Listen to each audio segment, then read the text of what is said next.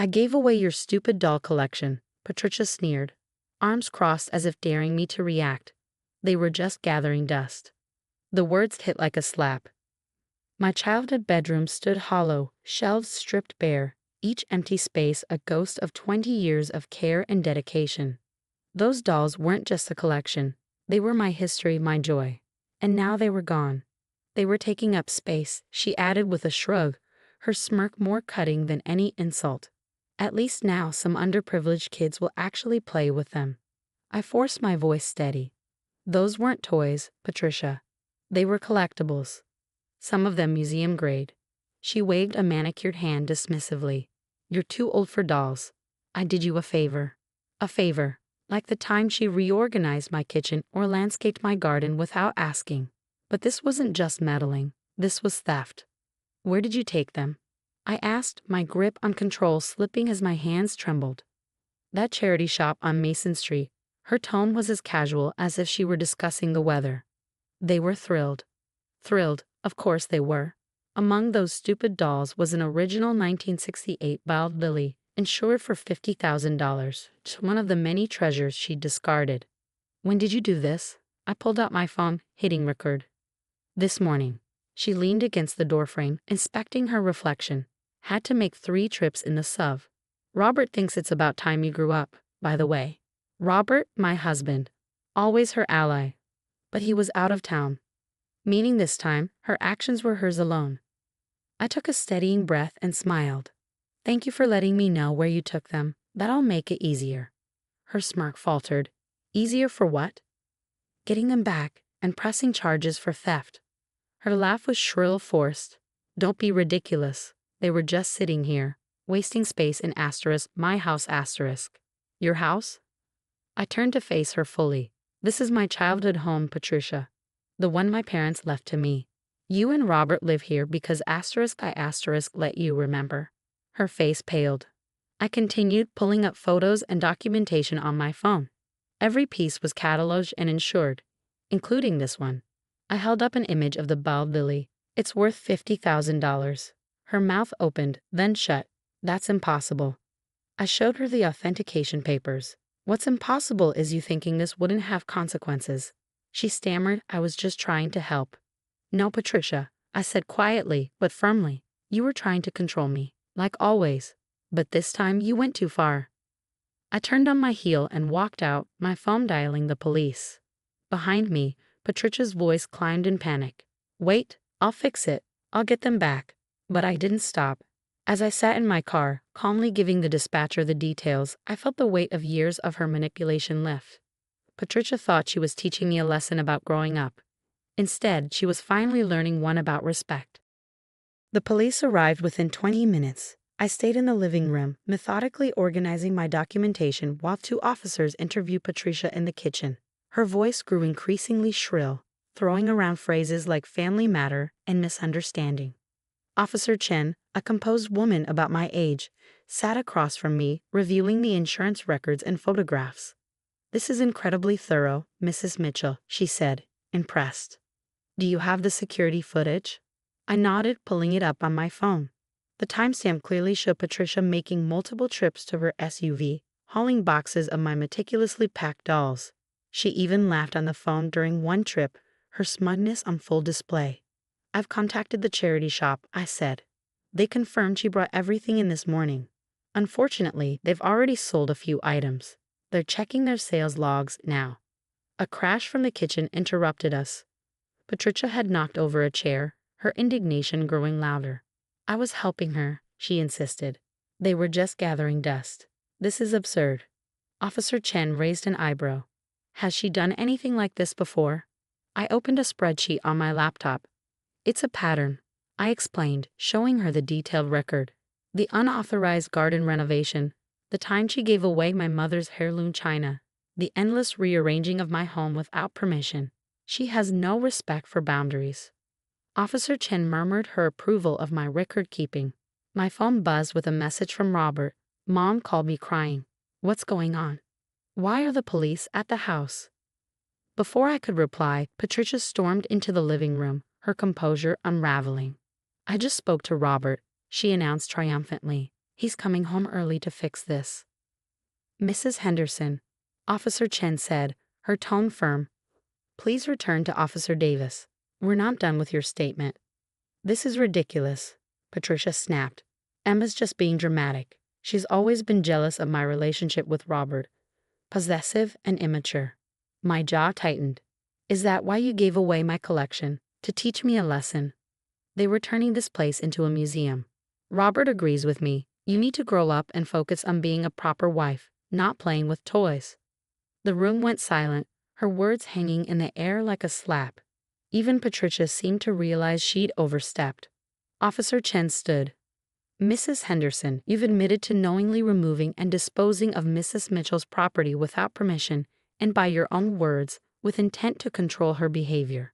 This constitutes theft. Given the value of the items, this is a felony offense. Patricia blanched. A felony? But I'm a grandmother.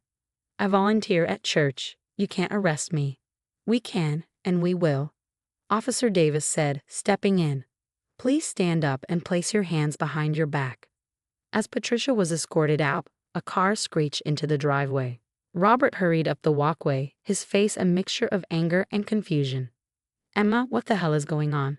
Why are they arresting Mom? I turned my laptop toward him, displaying the insurance records, photos, and security footage. Your mother stole over $100,000 worth of my collection and gave it away without my consent. Here's the proof. He scrolled through the documentation, his face paling. I didn't know. No, you didn't, I said quietly, because you never asked. You always believed her version of events, never questioning how her actions affected me. You have to drop the charges, he pleaded. She's my mom. And I'm your wife, I replied, but you've never protected me from her. This isn't just about the money, Robert. It's about respect. Something she's never shown me, and you've never demanded. Robert flinched but didn't argue. He watched helplessly as the police car drove away with Patricia inside. I need to go to the station, he said finally. She'll need a lawyer. Yes, I said. A good one. As he left, my phone buzzed. A message from Laura, a fellow collector. Just spotted one of your dolls on Facebook Marketplace. Looks like it was sold this morning. Sending a link now. I allowed myself a small, determined smile. The hunt to recover my collection had begun. Patricia thought she could diminish me, but she was about to learn that some battles are worth fighting, and some stupid dolls are worth far more than she'd ever understand. 3 months after Patricia's arrest, I sat in my newly restored doll room, gently placing the recovered Wild Lily doll into its glass display case. The sunlight streaming through the window caught her vintage dress, making her look as radiant as the day I'd first acquired her. It had taken weeks of effort, negotiating with buyers, navigating legal channels. But I'd managed to recover most of my collection. The collector who had unknowingly purchased Lily from the charity shop had returned her without hesitation once they heard the full story. Patricia's trial loomed just weeks away. She'd initially pleaded not guilty, spinning her actions as an attempt to help the family, but the evidence told a different story. Her lawyer was now scrambling to secure a plea deal. My attorney was confident. With the records you kept and the value of the missing items, she's looking at probation and restitution, he'd assured me. The judge was particularly impressed with your thorough documentation. Robert had moved out 2 weeks after the incident. He'd left a note, claiming he needed time to figure things out. The irony wasn't lost on me that he needed clarity only after his mother faced consequences, not during the years she bulldozed over boundaries with his silent approval. The doorbell rang, breaking me out of my thoughts. Checking the security camera, I saw Patricia on the porch. Her appearance startled me. Gone was the polished, imperious woman I was used to. Her perfectly styled hair was unkempt, her designer wardrobe replaced by a simple sweater and jeans. For a moment, I debated not answering, but curiosity got the better of me. I opened the door. Emma, she said quietly, her voice devoid of its usual edge. Can we talk? I led her into the living room, noticing how her gaze flickered toward the doll room, now fully restored. She flinched, her composure faltering as she took in the sight of the carefully arranged displays. I've been in therapy, she began, twisting her hands in her lap. It's part of the pre-trial intervention program. And I owe you an apology. I said nothing, waiting. She took a deep breath, her voice trembling. I didn't see you. Not really. I saw you as a threat, someone taking Robert away from me. Everything you loved, everything that made you unique, I treated like it didn't matter. I told myself I was helping, but I was just trying to control you. Yes, you were, I said, my voice steady. Tears welled in her eyes. The therapist helped me see why I acted that way, but understanding it doesn't excuse it. I'm so sorry, Emma, for everything. For a long moment, I studied her face. The usual manipulative glint was absent, replaced by something resembling genuine remorse. Thank you for apologizing, I said finally. But an apology doesn't erase what you did. You destroyed something precious to me because you didn't respect me or my boundaries. I know, she whispered. Robert left me too. He said he needs to figure out who he is, away from my influence. Her lips curved into a small, bittersweet smile. I guess I'm learning about consequences the hard way. I stood and walked toward the doll room. Patricia hesitated before following, her steps tentative. Gesturing to the displays, I said, "This collection represents years of my life. Every piece has a story. But you never cared to ask about any of them. You dismissed them because they didn't matter to you." Patricia's tears fell freely now. "I'd like to hear those stories someday, if you're willing to share." "Maybe," I replied, "but first we need to get through the trial. Restitution is just the start. Trust takes time to rebuild." After Patricia left, I returned to the doll room, surrounded by the collection I had fought so hard to reclaim. Each piece wasn't just a reminder of what I loved. It was a symbol of resilience, boundaries, and self-respect. Later that evening, Robert called, asking to meet for coffee. I agreed, not out of hope but out of closure. Whether he'd learned anything about respect and accountability remained to be seen. Either way, I knew who I was now. I knew what I deserved. No one would ever make me feel small again.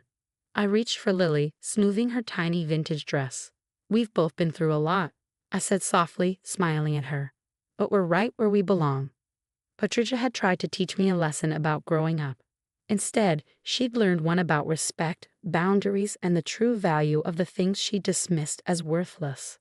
And that was worth more than any collectible in my display case.